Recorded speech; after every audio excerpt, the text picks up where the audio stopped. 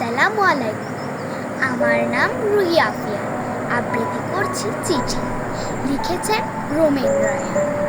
নানান রকম চিঠি আসে নানান রঙের খামে। প্রাপক থাকে ডান দিকে, তার প্রেরক থাকে বামে। দেশে তখন যুদ্ধ ভীষণ, এদিক সেদিক গোলা। বলছি কথা একাত্তরে, যায় না যাকে ভোলা।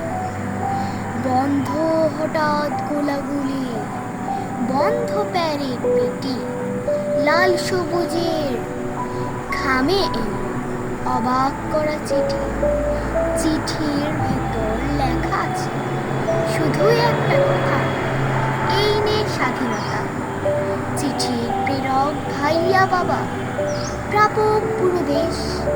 এক বাক্যেই চিঠি শুরু, এক বাক্যে শেষ।